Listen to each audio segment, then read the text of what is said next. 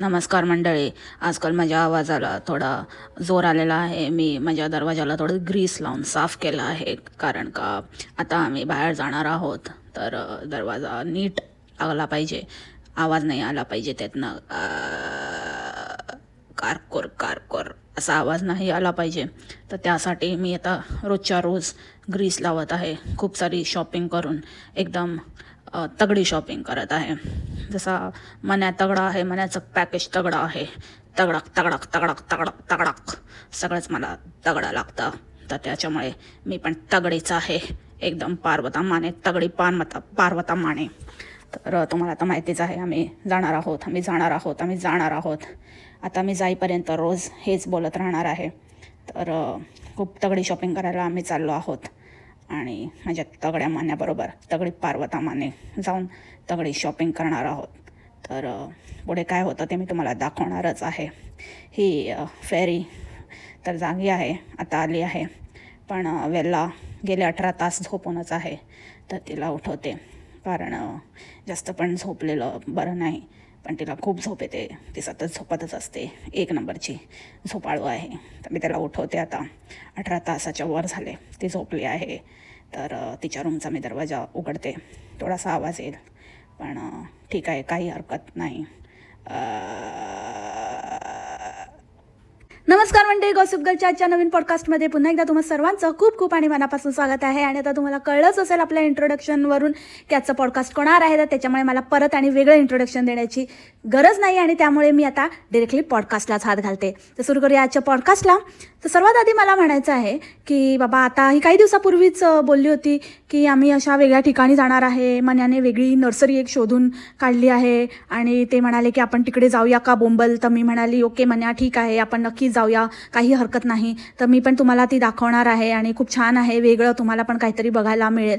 तर बाई, त्या झाडांवर रहम करो, थोडा करलो रहम, थोडा करलो रहम. त्यांच्यावर नको त्यांचा जीव घेऊस आणि नको त्यांना तुझ्या त्या पिछवाड्यामध्ये आणू, म्हणजे गार्डनमध्ये नको आणूस, ठीक आहे. आम्ही तुझं ते सुकलेलं, पुकलेलं, ठुकलेलं, थकलेलं, पकलेलं गार्डन बघू शकतो, पण त्या झाडांचा जीव नको घेऊस आणि बिलकुल ती रोपं आणू नकोस. कारण आता आणशील, परत महिनाभर जाशील.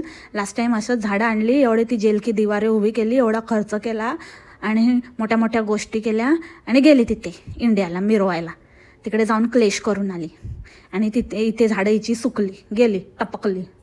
त्याच्यामुळे ना ह्यावेळेला नको, जेवढं झालं तेवढं पुरे झालं. आणि झाडं, रोपं हे पण सजीव गोष्टी आहेत.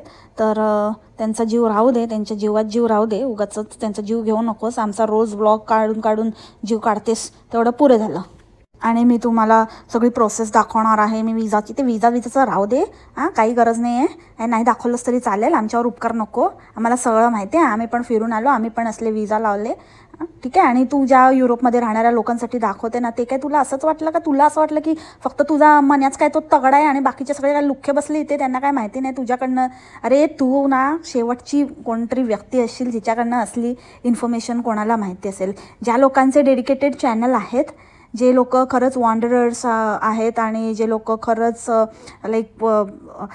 फिरत असतात आणि जे लोक टूर्स काय म्हणतात त्याला, ज्यांचं ट्रॅव्हलिंग व्लॉग्स असतात, मेनली त्याच्यासाठीच डेडिकेटेड चॅनल आहे, त्यांच्याकडनं बरीचशी इन्फॉर्मेशन मिळू शकते.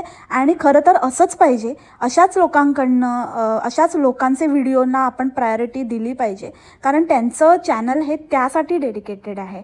ह्यांचं काय आहे, ह्या धुणी भांडीवाल्यांचं हे सगळ्यामध्ये सगळी अक्कल पाजळतात. ह्यांचं चॅनल म्हणजे सगळ्यांची मलाई हेच खाणार, सगळ्यांचं ह्यांनाच माहिती पाहिजे, सगळं ह्यांनाच हेच दाखवणार, सगळं म्हणजे भांडी कशी धुवायची पासून देश कसे फिरायचेपर्यंत ऑल इन वन हेच.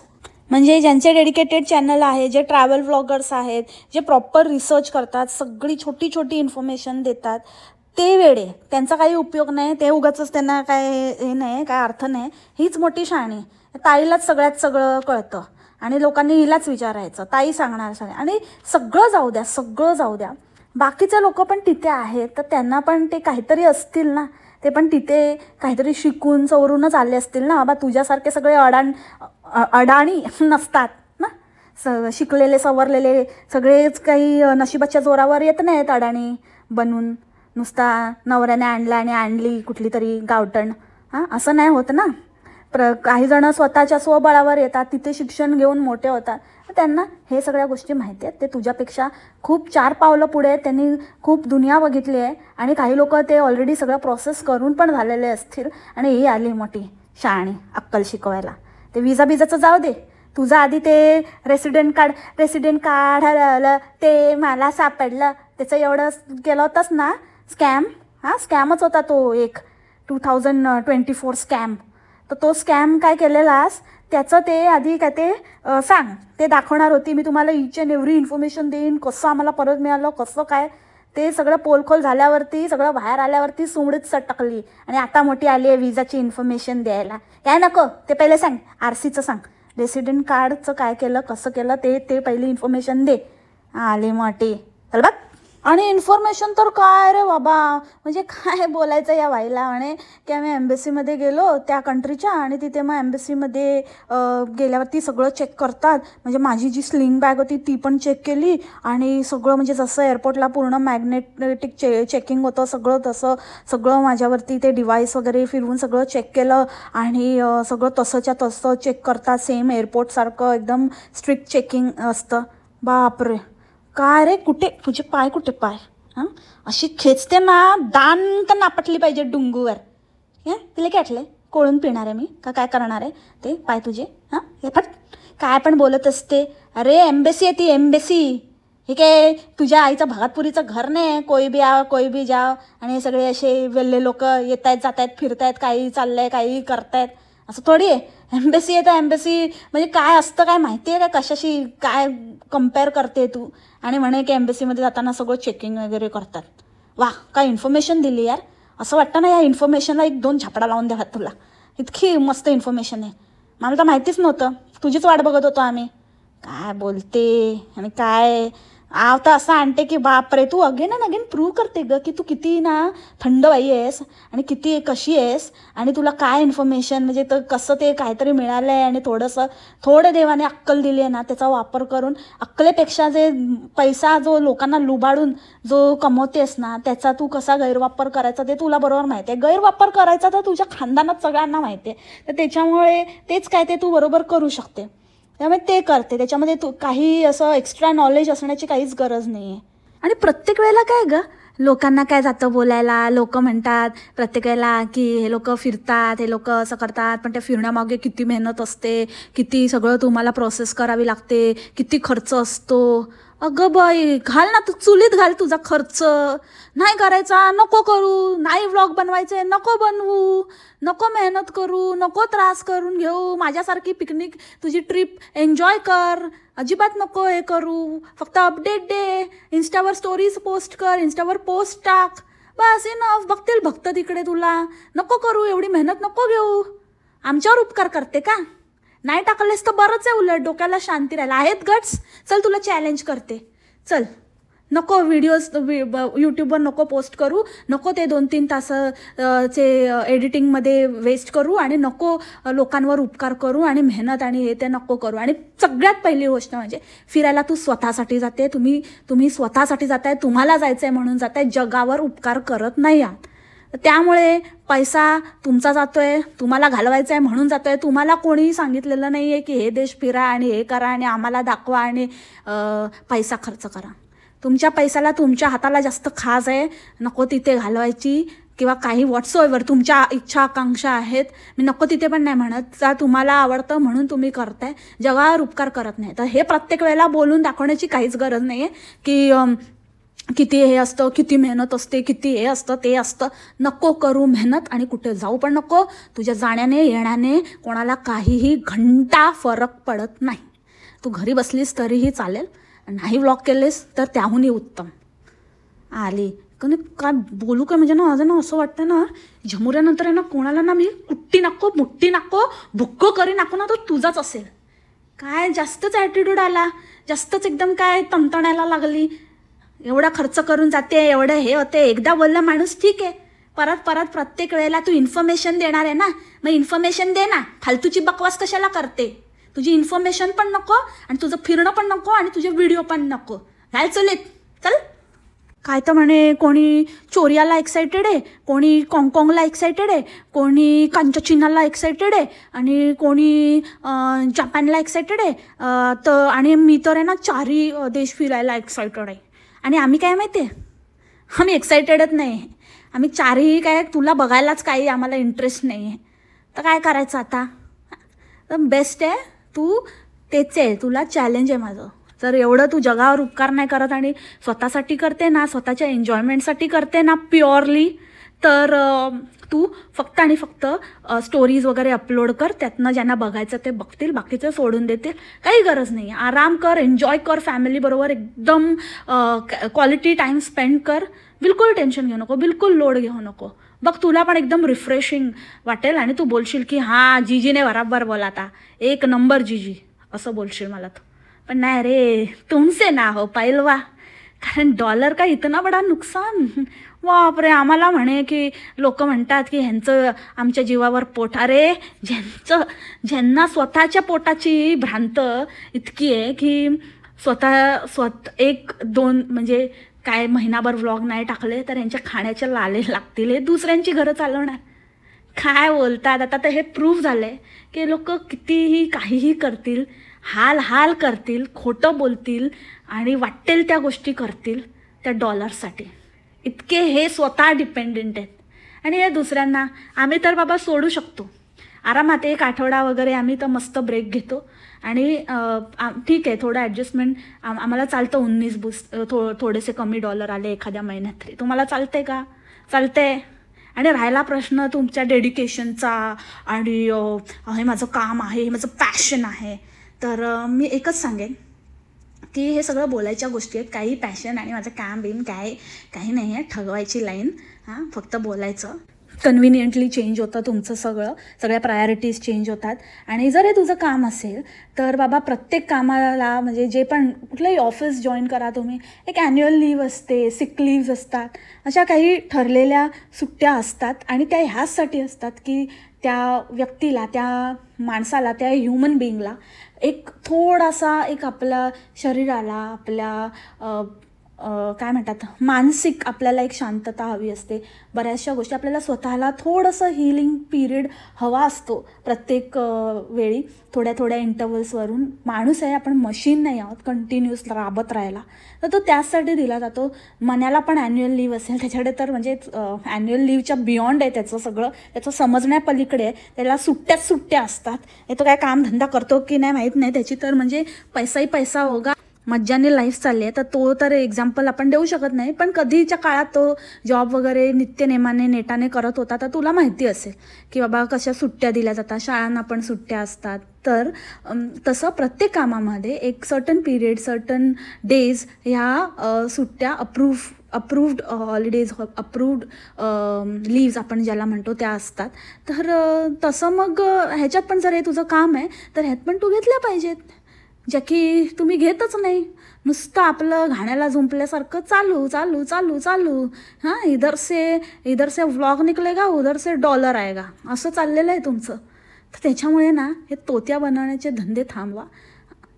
ऑल इन ऑल तुम्ही कोणावर काही उपकार करत नाही आहे, स्वतःच्या पोटासाठी करताय, तर मग ते एक्सेप्ट करा. उगाचच दुसऱ्यांवर आपण काहीतरी उपकार केल्याचा आव आणू नका की बाबा तुमच्यासाठी आणि काय भक्त कितीही काय बोलले तरी काय जात नाही आहेत ढगात. जरा 2 दिवस किंवा 10-15 दिवस व्हिडिओज नाही आले तर त्याच्यामुळे एवढं पण काही टेन्शन घेण्याची गरज नाही आहे. कोणाचं कोणा वाचून काही अडत नसतं. आणि अजून एक गोष्ट म्हणजे किती वेळाला ना, म्हणजे हे भक्त पण काय लेवलचे आहेत, किती घाण काढून घ्यायची स्वतःची. म्हणजे खरंच मला असं वाटतं ना की हे लोकांना काही आपलं स्वतःचं सेल्फ रिस्पेक्ट, आपला स्वाभिमान वगैरे ह्या गोष्टी यांना माहितीच नाही. एकदम खाली पडलेले आहेत. काहीही यांचे ते फालतू व्हिडिओज बघण्यासाठी अक्षरशः हापापलेले आहेत. आणि खरंच म्हणजे हे तळागाळाच्या पेक्षा पण गाळातलेच लोक आहेत हे. कारण ह्यांनी आयुष्यात दुसरं काही कधी करूच शकत नाही ते, म्हणून हे फक्त त्यांच्यामध्ये आपलं सुख अनुभवतात. हे ती लोक आहेत ही. आणि त्याच्यासाठी हे वाटेल ते ऐकून घेतात. आता हिची आई येणार म्हणून भक्त फार एक्सायटेड आहे आणि एक्साइटमेंटमध्ये हिला तुझी आई कधी येणार, तुझी आई कधी येणार, तुझी आई येते त्यांना करते. आणि ही त्यांना आणि सांगते की ती येईल तेव्हा येईल, मी तेव्हा सांगेन. मी तुम्हाला लास्ट सांगते, मी एकदा सांगितलं होतं की ती समरमध्ये येणार आहे, तर ती येईल आणि जेव्हा येईल तेव्हा मी तुम्हाला दाखवेन, मला पुन्हा पुन्हा विचारू नका. अगं बाई, अतिशाणे, दीडशाणे, देव काय हां, एवढंच तुला होतं तर मग समर आल्यावरच अनाऊन्समेंट करायची होती ना, किंवा ती येण्याच्या आधी जरा आठवडाभर अनाऊन्स करायचं होतं. तू आधीच एवढं तुला होतं की समरमध्ये येणार, तर तू कशाला विंटरमध्येच अनाऊन्समेंट करून मोकळी झालीस, कशाला बोंबाबोंब केली, त्याच्यावर छापले शाणे की सगळ्यात मोठी खुशखबर, सगळं हिचं सगळ्यात मोठंच असतं. डोकं फक्त मोठं नाही दिलं देवाने, बुद्धी. डोकं तर दिलं मोठं, पण त्याच्यात बुद्धी भरायला विसरला, मोठी बुद्धी छोटीच दिली. त्याच्यामुळे ही स्वतः काय करते ते मस्त हिच्या भक्तांना काय कळतच नाही, लोकांना येडा बनवते. तेव्हा काय नव्हतं, सगळं फ्लॉप जात होतं, तर मध्येच अनाऊन्समेंट करून टाकली. आता तेव्हापासून आता 6 महिने झाले लोक वाट बघतायत, तर ते विचारतायत आपले, आता मध्ये 1 महिना गायब होणार, मग नेमकी हिची आई येणार कधी आहे म्हणून ते विचारतायत. तर हिचं काय बोलतंच, मग स्वतः नाही करायची होती ना अनाऊन्समेंट, आता केलीच आहेस तर दे उत्तर. त्यांना भारी काळजी, स्वतःच्या आईबापाला तर कधी इकडून तिकडे काय ओलांडून दिलं नसेल, पण ताईची आई येणार आहे बाबा, क्वीनच मोठी, तर आता त्याच्यासाठी एक्साइटेड आहे ते लोक. भक्त पण नमुने आणि भक्तांची ताई तर त्याहूनही महान. कंटेंट तर काही नाही आहे हिच्याकडे, म्हणून हिचे बाष्कळ चालले आहेत. उगाच काय ना काहीतरी उगाच आपलं उठायचं आणि काही दाखवायचं. त्या दिवशी काय तर म्हणे स्टफ इडली बनवली. स्टफ्ड असतं ते, स्टफ काय असतं स्टफ, काय म्हणजे खरंच यार, कहाँ से आते हैं ये लोग. आणि ती इडली पण अशी तोडून वगैरे अशी दाखवत होती, अशी बघा कशी झाली, एकदम सॉफ्ट आणि स्पॉन्जी. आणि असं मला वाटत होती जेव्हा 2 तुकडे करते ना कुठल्याही गोष्टीचे, मला वाटलं आत्ता आपटणार की काय, आत्ता बोंबली आपटणार आणि बोलणार की बघा कशी कुरकुरीत झाली माझी इडली. पण नशीब म्हणजे ती एकदम सवयीप्रमाणे तिने अशी तोडलीच, पण मग नंतर तिच्या लक्षात आलं की अरे ये तो इडली आहे, ये तो सॉफ्ट अँड स्पॉन्जी होती आहे, कुरकुरीत नाही दाखवू शकत. म्हणून मग थांबले तिथे. होल्ड ऑन बोंबल, होल्ड ऑन, हे काही करू शकते, हिचा काहीच भरोसा नाही. अलग, ही पण एक अलग दुनिया की हे. आणि त्या वेलाच्या झोपेचं काहीतरी बघ बाई, म्हणजे लहान बाळ पण असतं ना, ते पण जसं जन्माला येतं तेव्हा महिनाभरात जितकं झोपतं, त्याच्यानंतर 3 महिन्यांनी त्याची झोप कमी होत जाते, मग 6 महिन्यांनी अजून कमी होते. इनिशियली ते दूध पितं झोपतं, मग फक्त शिशूला उठतं, आणि नंतर मग ते थोडा वेळ खेळायला लागतं, मग जरा 1-2 तासानंतर झोपतं, मग नंतर ते अजून 6-6 तास जागं राहायला लागतं. असं हळूहळू त्याच्या झोपेचा पॅटर्न पण चेंज होतो. बट तुझी वेला तर आता 5-1 वर्षाची होईल ग, आणि एवढी 18 तास झोपते बाबा. खरं म्हणजे असं काय, म्हणजे तिच्याकडनं काय मजदुरी करून घेतात शाळेतले की काय करून घेतात. एक तिच्या ना स्कूलमधल्या बाकीच्या मुलांचा पण जरा विचार, जर कोण ओळखीचे असतील तर ती मुलं पण इतकीच थकतात का आणि झोपतात का अशीच म्हणून. कारण हे मला काहीतरी विचित्र वाटतंय. मी आधी पण बोलली होती, हे काही असं म्हणजे आता मी तुमच्या मुलांबद्दल काही वाईट नाही बोलत आहे, कन्सर्निंग आहे आणि कन्सर्न वाटतंय म्हणून बोलते की हे चेकअप करून घे, कारण काहीतरी डेफिशियन्सी वगैरे असू शकते. इतकं झोपणं is not at all normal. 6 वाजता झोपलेली मुलगी सकाळी 9 वाजता उठते, म्हणजे हे काही विचित्र आहे हे. आणि हिचं ते इन्फ्युज्ड वॉटरचं यार काय तेच दाखवत असते. आम्हाला खूप आवडतं, आम्ही खूप पितो हे इन्फ्युज्ड वॉटर, आणि आता ते घेऊन आली आहे आणि काय तेच म्हणजे हिचं कंटेंट. आणि हिची ती ढापाडी ती हिचीच आहे ना, एकमेकींचं ढापात असतात. ह्या दोघींचं कंटेंट आहे ना एकदम सिमिलरच असतं, म्हणजे रिपिटेटिव्ह कंटेंट असतं, एक पॅटर्न आहे यांचा. ह्या वेळेला हे करायचं, ह्या वेळेला असे व्लॉग येणार, गार्डनचे व्लॉग, ते इन्फ्युज ह्याचे व्लॉग, खाण्यापिण्याचं ते काहीतरी व्लॉग, असे यांचे हे ठरलेल्या गोष्टी आहेत. म्हणजे त्या सीझनमध्ये ते व्हिडिओज येणारच. आता जितके वर्ष यांचं चॅनल आहे तितके वर्ष यांचं ते रिपीटेडली चाललंच आहे सेम. आणि ते शॉपिंगचं तर बाबा भयंकरच प्रकरण आहे. म्हणजे खरं सांगू मंडळी, मी फक्त ह्या वेळेला शॉपिंग, म्हणजे जेव्हा मी गेली तेव्हा मी ह्यावेळेला फक्त एक टी-शर्ट घेतलं होतं नवीन, आणि जॅकेट्स आम्ही घेतले होते कारण ते जरुरी होते. माझं तर जॅकेट माझं पहिलेच जॅकेट होतं, फक्त नवऱ्याला आणि मुलाला नवीन जॅकेट घेतलं बस. बाकी आम्ही जे होते कपडे, कारण आपण अधेमध्ये शॉपिंग करतच असतो, तर स्पेशली आणि वेगळी शॉपिंग करण्याची काही गरज नाही आहे. म्हणजे जर आहेत तुमचे कपडे तर तुम्ही तेच वापरू शकता. खरंच हे लोक काय शॉपिंग करतात, आणि शॉपिंग करायचं पण काहीतरी लिमिट असतं. हा मुद्दा मी आधी पण उपस्थित केलेला की ही ते कपडे घेऊन घालून चोर बाजारात विकत तर नाही फर्स्ट कॉपीचे कपडे घेऊन, कारण का इतके कपडे तर हिच्या त्या वॉर्ड्रोबमध्ये, आणि आता इतके वॉर्ड्रोब वगैरे बनवले त्याच्यात तर दिसतच नाहीत. अर्धे कपडे गायबच होतात, परत कधी घातलेले वगैरे दिसत नाहीत.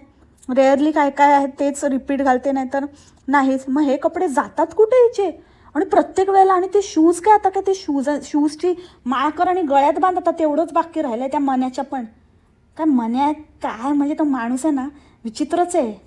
काय ते शूज घेतले, आता तर घेतले होते मागे कुठे गेलेली तेव्हा. प्रत्येक वेळेला कुठे जाते तिथे नवीन, प्रत्येक वेळेला नवीन शूजपासनं सगळं नवीन नवीन नवीन घेते. आणि हा मन्या पण काय प्रकारचा आहे, म्हणजे खरंच त्या बाबतीत शेटनचं तरी आपण ऐकून तरी आहे की बाबा त्याला फारसं असं शॉपिंगचं वगैरे वेळ नाही आहे, आणि तो थोडासा म्हणजे करावं लागतं. जनरली पुरुष असेच असतात, त्यांना सांगून पण ते नाही करत. बायकांची गोष्ट वेगळी, पण हा मन्या मला वाटतं बायकांमध्ये राहून एकदम झालेला दिसतोय. आणि म्हणे आम्हाला खूप चालावं लागणार, आम्हाला खूप चालावं लागणार.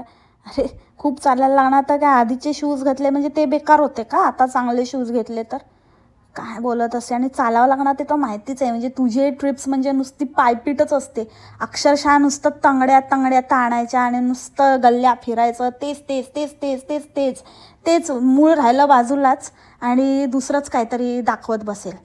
आणि हां, ते मला आठवलं की मोठी ह्याच्यावरती मोबाईलवरती आपलं हे दाखवते, टाईम आणि डेट आणि वार, सगळं डे ते सगळं दाखवते. हां, म्हणजे काही लोक आम्हाला म्हणतात की काय कुठला दिवस चाललाय काय, तर त्याच्यासाठी हे बघा मोबाईलवरचं दाखवते.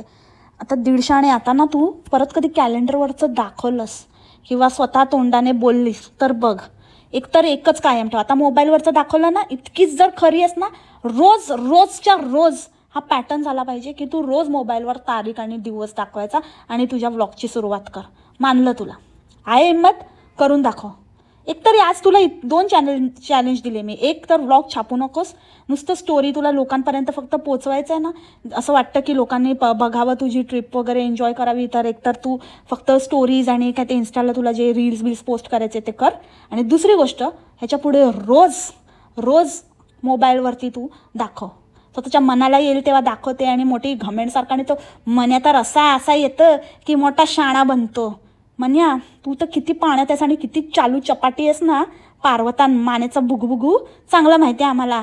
तू तर आहे ना तिकडे मोठा स्टाईल मारायला येऊच नकोस. नुसतं तिला अक्षरशः ती मशीन एकदम रखडते तिची, तिथपर्यंत निचोडून काढतो मोठा मन्या. कसला काय काम नाही धंदा, नुसता सुट्टीवर फिरत असतो, आणि मोठा ॲटिट्यूड केवढा. आणि जनरली मी असं बघितलं आहे की ज्या लोकांची हाईट असते त्या लोकांचा पाय मोठा असतो, पण ही तर त्या दिवशी मी तुम्हाला दाखवलं होतं ना ते मराठी मंडळचं ते फोटो, त्या फोटोमध्ये बघितलं ना सगळ्यात बटका बेंगन आपला बोंबडाच होता, तसंच बेंगनसारखंच बेंगनीच आहे ते, तसंच आहे. तर तरी पण एवढा मोठा पाय, बापरे. 39 नंबरचे शूज घालते बाई. आणि ती मुलगी ती काहीतरी किती 38.5 का 37.5चे शूज घालते, एवढीशी मुलगी. आणि ते शूज घातलेले ना तिने, खरंच एकदम विचित्र वाटत होतं. अशी हाईट, म्हणजे त्या फेरीचं म्हणते ती एवढीशी छोटीशी मुलगी आणि पाय एवढा मोठा, म्हणजे ते अंगापेक्षा बोंगा जड तसं शरीरापेक्षा शूज मोठा एवढा जड वाटत होता तिच्या पायात तो. आणि मी एकदम कमी मेकअप करते, मी एकदम नॉमिनल मेकअप करते, एकदम थोडासा बेसिक, मला जास्त आवडत नाही असं म्हणता दर महिन्याला मेकअप खरेदी करत असते. ही काय करते काय की आपल्याला फक्त सांगते, प्रत्यक्षात तर काही घेतच नाही, फक्त दाखवते तिथे उभं राहून की हे असं आहे, हे तसं आहे, हे नवीन आलं आहे ते. कारण का इतकं शक्यच नाही म्हटलं तरी तुमचे 4-5 महिने, म्हणजे कमीत कमी, म्हणजे तुम्ही अगदी रेग्युलर मेकअप करणारे पण असले ना तरी 3-4 महिने तरी एखादं प्रॉडक्ट तुम्ही वापरतातच, जरी रेग्युलरली तुम्ही यूज केलात तर. आणि ऑन अँड ऑफ कधी कधी यूज करत असाल तर मग 6 महिने तर वर्षभर एक प्रॉडक्ट चालून जातं. पण ही तर बापरे, हिचं सारखं का संपतं की असंच उगाचच काहीतरी. मला तर डाऊट आहे की ही काही घेतच नाही, फक्त दाखवते की ते उभी राहते तिकडे आणि तिकडचं फक्त उगाचच प्रोडक्ट दाखवते आणि येते हात हलवत परत. नाहीतर इतकं मेकअप लागतो. नाहीतर मग ही एकदम रोजच चोपडून बसते आणि आपल्याला खोटं सांगते मावसाडसारखी. हे सगळ्यांची गत एकसारखीच, एकाच माळेच्या मणी या. आणि त्या क्रिकेट मॅच आणि ती जर्सीचं बस झालं का बाई, ते पण रिपिटेटिव्ह कंटेंट, तेच. आणि मी हेच म्हणते, आता कसं ते दाखवलं, आता कसं फुटेज कॅप्चर केलं. मग मागे जेव्हा ही आली नाही का तिकडे जाऊन पिठाच्या गिरणीत जाऊन, तेव्हा जर ही त्याच दिवशी रिटर्न आलेली ज्या दिवशी मॅच होती, तर मग तिने का नाही दाखवली मग ती मॅच? थोडं तरी काहीतरी ग्लिम्स दाखवलं असतं की नाही, घेऊन ठेवता आलंच असतं. म्हणजे ते आपला जो शक होता ना की ही तेव्हाच तिथे होती, ज्या दिवशी मॅच चालू होती ना तेव्हा ती तिथे होती, आणि आपल्याला उलटे पुलटे दिवस सांगून उलट पुलट व्लॉग टाकते ही बाई. आणि ते मनाला सांग नको ते जर्सी बिर्सी घालू. लास्ट टाइम आता याने 2-3दा जर्सी नाही घातली, तर ते विराटने चांगलं परफॉर्म केलं होतं. जसं ह्याने जर्सी चढवली त्या दिवशीच्या कालच्या मॅचमध्ये, विराटने एक रनमध्ये आऊट झाला होता मनहुसचा. बिलकुल ती जर्सी बिर्सी घालायला जाणं काय मोठा फॅन दाखवतोय. आणि क्रिकेटचा आणि मराठमोळ्या पदार्थांचा काय संबंध? आणि मला म्हणाले की आज मॅच आहे तर काहीतरी स्पेशल झालंच पाहिजे बोंबल. तर मी मनाला म्हणाले काही हरकत नाही, मी तुमच्यासाठी छानपैकी काहीतरी बनवते. मग आता काय बनवायचं बरं? आज क्रिकेट मॅच आहे तर आपल्या देशाची तर मराठमोळे पदार्थ झालेच पाहिजे. आता मराठमोळे पदार्थ कुठून आले? असं काय कुठे मनाई केली आहे का पॉपकॉर्न खायला, नाचोस खायला वगैरे? मराठमोळंच खा असं कुठे लिहिलं आहे का? काय उगाचच काही या इमोशनल डॅमेज. काय लोकांना तोत्या बनवते मराठमोळ्या आणि काय पोमले. ही ट्रिक आहे ना जुनी झाली. मनाला तुला एवढंच आहे ना मोठी स्वतःला वुमेन एम्पॉवरमेंटवाली काहीतरी अशी समजते, एक तर ती काय फालतू थिल्लर रील टाकली, ते गाणं आणि ते त्याच्यावरचा काय तुझा अवतार आणि काय ती गन घेऊन हातात बबल सोडते आणि ते सगळं त्याचा महिला दिनाशी आणि एम्पॉवर्ड विमेनशी काहीही संबंध नव्हता. उगाच काही म्हणजे कशाशी काही संबंधच नाही. आणि या 3 म्हणजे त्या दिवशी पण हिने स्वतःचाच फोटो लावला. आणि तो मन्या एक इच्छाधारी नाग, याच्या इच्छाच काय संपत नाही. हे खावंसं वाटतं, ते खावंसं वाटतं, किती खावंसं वाटतं. एवढंच जर तुमच्यामध्ये आहे ना, एवढे तुम्ही पैसेवाले आणि एवढं ते, तर काहीतरी मागवायचं आणि खायचं, जरा एन्जॉय करायचं. कशाला त्या बायकोला जुंपतो रे प्रत्येक वेळेला? आणि कोण असं म्हणाले खेळत बसतात. मन्या मला म्हणाले बंबल मन्याला म्हणाले मन्या ओके मन्या ठीक आहे, मी नक्की करते तुझ्यासाठी, काही हरकत नाही. 3-4 पाण्याने धुते, इन्फ्युज्ड वॉटरने पण धुते, म्हणजे एकदम असा वेगळा फ्लेवर येईल भज्याला. आणि हिला कळलंच नाही की ती मॅच संपली कधी आणि काय झालं. तो मन्या येस बोलल्यानंतर, इशारा झाल्यानंतर हिला कळलं की अरे आपण जिंकलो. लगेच येस. अरे बाई नको ना, ओव्हर ॲक्टिंगच्या 50 काय पूर्णच्या पूर्ण व्लॉगचे $, कट तुझ्या. आणि मुलांना गार्डनमध्ये घेऊन गेली तर म्हणते की इथे येताना तर एकदम सनी वातावरण होतं, आणि म्हणून मग म्हटलं चला घेऊन जाते मी. या दोघी पण मागे पडल्या होत्या, त्यांना पण कंटाळा आला होता. तर मला खरं तर मॅच बघायची होती, पण मी थोडं सनी वेदर आहे म्हणून मी त्यांना घेऊन आले. पण जसं मी इथे आले तसंच वातावरण ढगाळ झालं. लॉल जोकर बोलली होती ना यार, तू इतकी डिप्रेस सोल आहेस ना की तुला बघून आहे ना वातावरणाला पण डिप्रेशन येतं. आणि अजून एक गोष्ट जाता की बाबा कधीही आपल्याला कपडे चांगले दिसतात किंवा आपलं फिटिंग चांगलं आहे कपड्यांचं, आपल्याला बरोबर छान वाटतं आहे, बघून आपल्याला स्वतःला कॉन्फिडन्स येतो आहे, खूप छान आपल्याला स्वतःला फील गुड वाटतं आहे, तेव्हाच आपण ते कपडे घेतो ना. मग प्रत्येक वेळेला ते काय म्हणायचं की मी खूप छान दिसत होती, मी घेतलं, मला खूप छान वाटत होतं, मी खूप मस्त वाटत होती ह्याच्यामध्ये, हा शूज घेतला. एक तर शूज घेतले असतं, एक शू अनेक शूज, ते आधी बेसिक ग्रामर शिकून घे. आणि झालं का तुझं ड्रायव्हिंगचं? का आता परत त्याच्यावरती स्वाहा काय नक्की काय जाण्याच्या आधी होणार नाही? म्हणजे काय असेल ते सांगून टाक, मध्ये क्लिअर करत राहा, कारण तूच हे सांगितलंय ना. आता परत लोकांनी विचारलं तर चिडशील. सच्च का हो बोल बाला और झुटे का हो मुंह काला. फक्त खरं बोल ग बोंबले, खरं बोलत जा. आणि ह्याच्यावरून अजून एक गोष्ट आठवली की बाबा हिला आणि मला एकच सिमिलर कॉमेंट आलेली. एक कोणतरी बाई आहे तिच्यासाठी क्राऊड फंडिंगसाठी. आता मला काही कोणाला शाउटआउट वगैरे द्यायचा नाही आहे, त्याच्यामुळे मी इथे नाव नाही घेते. पण ती कॉमेंट मी ह्याच्या खाली पण वाचली आणि मला पण आज सकाळी एकीने कॉमेंट केली होती की तिच्यासाठी क्राऊड फंडिंगसाठी अपील वगैरे कर. तर मी वन्स अगेन हेच सांगते, मी बोंबलीसारखे फॉल्स प्रॉमिसेस कोणाला काही देत नाही आणि लोकांसमोर चांगलं दाखवायचं म्हणून काहीतरी बोलत नाही. असं बोंबलीने रिप्लाय केला आहे, हो नक्कीच मी मदत करेन वगैरे, जे ती कधीच करणार नाही. जिचे स्वतःचं बाबा आता काय, आता सगळ्यांना माहिती आहे की ही किती चिंगूस मक्खीचूस बाई आहे. हिचं कसं त्या तिकडच्या भगतपुरीच्या घराचा वाटाही सोडू शकत नाही. ही कसली काय कोणाला मदत करणार आहे? ही ये सिर्फ खुद की आहे, ये किसी की नाही हो सकती. पण उगाचच आपलं लोकांना बोलायला काय जाते, हो मी नक्की करेल तेव्हा बघूया खरंच करते की नाही करते ते तर कळेलच. आणि आता मी हे नोट करून ठेवलं आहे की तू म्हणालीस बोंबली की तू नक्की मदत करशील, तर करा. आणि मी तुला विचारत राहीन तू केलीस का मदत. पण मी तर हे स्पष्ट सांगितलेलं आहे, आपल्याला काही कोणाचा आगापिछा काही माहिती नाही. आणि कोण काय करतंय म्हणजे ठीक आहे, आजारी आहे आणि पाहिजे आहे तिथपर्यंत गोष्टी ठीक आहेत, पण बाकी गोष्टींचा आपल्याला काहीही माहिती नाही. त्यांची फॅमिली किंवा कोणच का नाही आहे, त्या एकट्या का पडल्या वॉटेवर. तर कोणासाठीही मी कुठल्याही प्रकारची असे आर्थिक व्यवहार मी माझ्या चॅनल थ्रू करत नाही आणि मी माझ्या सबस्क्रायबर्सनाही त्यासाठी भरीस पाडत नाही, हे क्लिअर आहे. तर अशा गोष्टींसाठी मला कमेंट करत जाऊ नका, हे स्पष्ट मत आहे माझं. कोणाला वाईट वाटलं किंवा गॉसिप गर्ल कुस्की आहे, गॉसिप गर्ल चांगली नाही आहे, ही बोलते पण हे नाही, पण पैशाचे व्यवहार करू नयेत, कोणाशीच करू नयेत. त्याच्याने रिलेशनशिप बिघडतात आणि दुसऱ्यांच्या बाबतीत, माझ्या सबस्क्रायबर्सच्या बाबतीत मी ही रिस्क नाही घेऊ शकत. मी त्यांना कुठल्याही गोष्टीसाठी प्रवृत्त नाही करू शकत, कारण शेवटी ती त्यांची इच्छा, त्यांची मर्जी, त्यांच्या कधी लक्षात येईल, त्यांना वाटलं तर त्यांनी करावं. पण माझ्याकडनं मी अशा कुठल्या गोष्टीची रिस्पॉन्सिबिलिटी घेत नाही आणि मी माझ्या सबस्क्रायबर्सना त्यासाठी भरीसही पाडणार नाही. So I hope this is clear to all.